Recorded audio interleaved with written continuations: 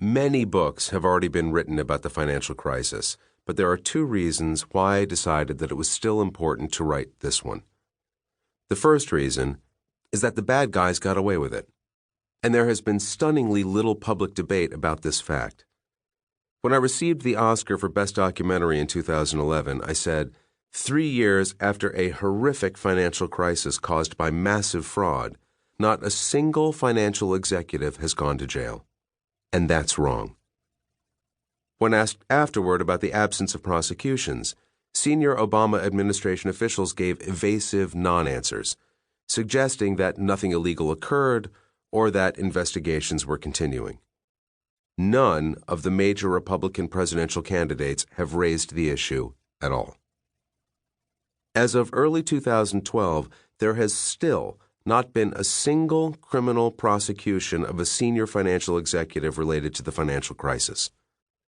Nor has there been any serious attempt by the federal government to use civil suits, asset seizures, or restraining orders to extract fines or restitution from the people responsible for plunging the world economy into recession.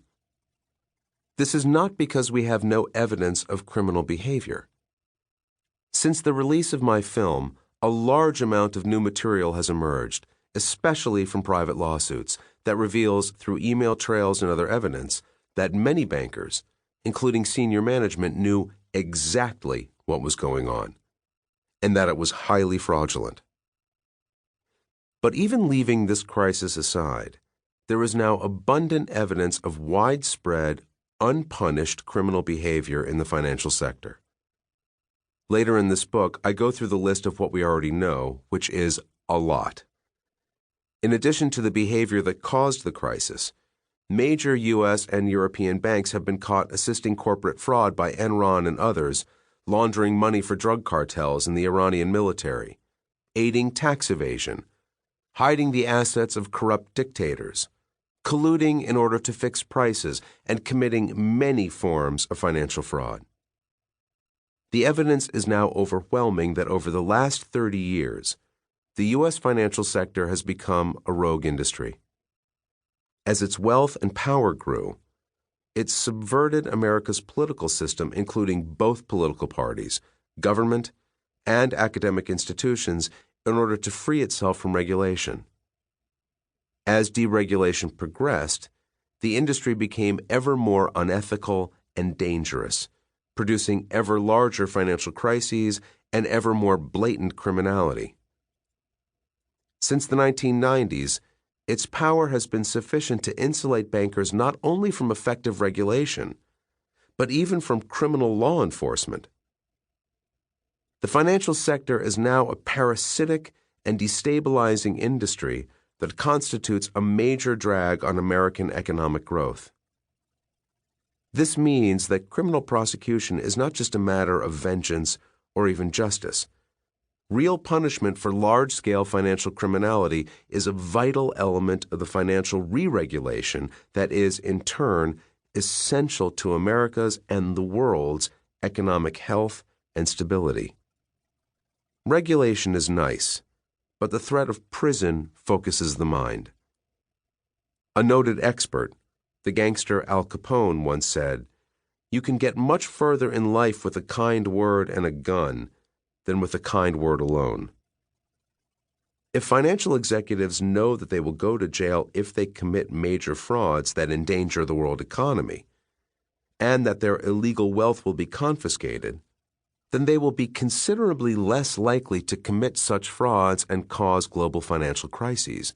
So, one reason for writing this book is to lay out in painfully clear detail the case for criminal prosecutions. In this book, I demonstrate that much of the behavior underlying the bubble and crisis was quite literally criminal, and that the lack of prosecution is nearly as outrageous as the financial sector's original conduct. The second reason that I decided to write this book is that the rise of predatory finance is both a cause and a symptom of an even broader and even more disturbing change in America's economy and political system. The financial sector is the core of a new oligarchy, that has risen to power over the past 30 years and that has profoundly changed American life. The later chapters of this book are devoted to analyzing how this happened and what it means. Starting around 1980, American society began to undergo a series of deep shifts. Deregulation, weakened antitrust enforcement, and technological changes led to increasing concentration of industry and finance.